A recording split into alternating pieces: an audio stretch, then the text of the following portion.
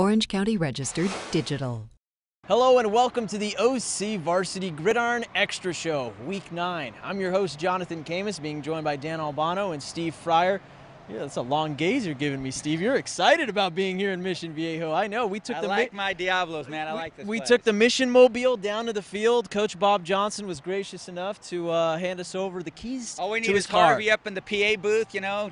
Harvey Oman. Call the plays, You could say Harvey, he is one of the best public address announcers at a game, total pro, and the Mission's very lucky to have Harvey. He's been here a long time, and he is sounds, the golden voice is still strong after all these years. Hey, we're talking football. Mission Viejo, they're playing their last regular season game against El Toro. The Chargers are coming off a victory in which they scored not 1, not 2, not 3, but 74 points.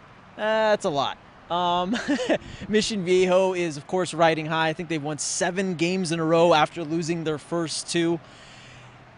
This, on paper, could be a real good matchup. But Mission's had El Toro's numbers the last couple of years, especially on the defensive side of the ball. Yeah, they know how to handle that El Toro passing attack, which is very speedy, no huddle, a lot of bubble screens. Then they'll heave it deep once in a while. It seems like Mission knows how to handle the lanes, and that's what you got to do. You got to cover those passing lanes, cover those routes like that. Mission does a really good job like that. And that 74 points they had last week. I don't know how many 3-point shots those guys hit, but man, it was. Coach Todd Dixon's El Toro basketball team might have trouble putting up the 74 like those guys did. Yeah, that's certainly right. Hey, Dan, how do you handicap this one? El Toro can score with the best of them, but Mission can too. Yeah, I think this is a good matchup. I think it's a pretty, scary game for Diablos because, El Toro is a tough team to play. I mean, they play so fast. They have a returning starting quarterback in Trey Tinsley. They play, and El Toro has played some good teams. They played Corona Del Mar that has a really good defense. They're going to see a really good defense here with the Diablos. I think and some of the matchups are intriguing. The Mission Viejo secondary I was real impressed with against Toro. Guys like Aubrey, Booker Curran, safety Mike Calafino, Julian Owens, Chris Brown. They have a real nice secondary, and then you got to match them up with El Toro guys, good receivers like Taylor Dodds, Caleb Folsom. So this is a really good matchup, and I think it's going to be a tough game for the Diablos.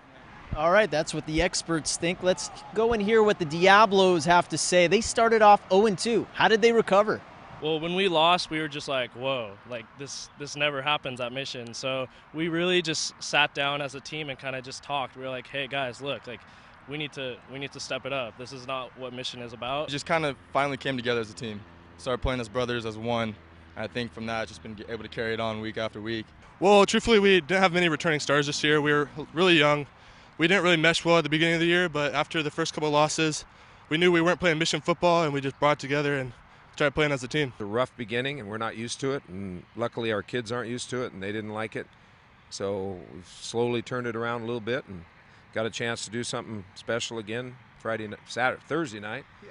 So we're looking forward to it. Our thanks to the Mission Viejo staff and players. Steve, the West Valley Division, Mission Viejo, ranked there number 2 behind Upland. This division is pretty tough. You got Tesoro and Edison in it.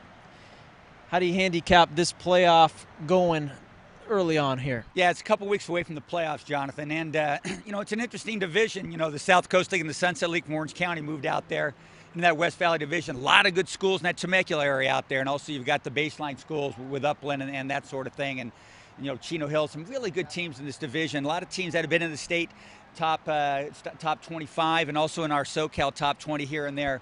So it's a good division, a lot better than people think. It's going to be some bus rides here and there on Fridays, but I like the chances that our guys have. I think Edison, Los Al, Mission Viejo, and Tesoro, they're going to be right in the thick of that thing. It'll be interesting to see what the brackets look like when they come out November 9th and where everybody is in this West Valley division. And we'll have a full playoff preview show right here on OCVarsity.com. Dan, Brock Johnson, son of Brett Johnson, grandson of Bob Johnson.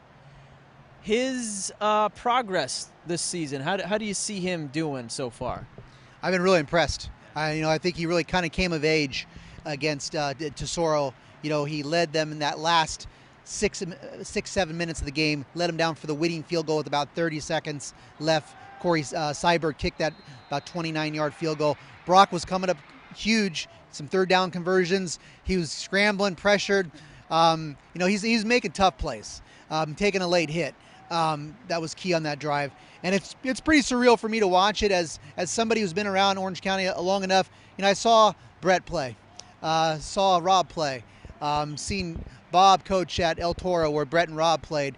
It's just, and then now you see Brock come along. He's a junior, and it's pretty amazing for the Johnson legacy of Orange County. I think when it's all said and done, I mean, people are, when you're going to talk about Orange County football, 25, 50 years from now, I mean, the Johnsons are going to be really on that, Mount Rushmore. Who else can that much coaching success with, the two sons, a grandson. I mean, it's pretty unbelievable. And there's some younger kids running around the sideline, so we might not be done for the Johnsons for a while. We're going to have to stick around. They're giving us a lot to write about. Hey, we know who makes the Mount Rushmore of OCVarsity. These three guys right here. Who would be the next guy, though? Who's the missing fourth man? Well, the late, great Dave Osterman. And speaking of Brett Johnson, Dave always told me Brett Johnson's the best high school quarterback you ever covered, and if Dave Osterman said that, that's good enough for me. I'm just glad you didn't say Damian Calhoun. All right, guys, we love you, Damian. No, we really do. DC. Yeah, that's right. Hey, Dan Albano, thank you. Thank you, Steve Fryer. That's the OCVarsity And Gridiron. thanks, Damian Calhoun. Maybe not. That's the OCVarsity Gridiron Extra Show. Thanks to Mission Viejo. Check out OCVarsity.com where we've got you covered. Orange County Register. We are here in the service of Orange County.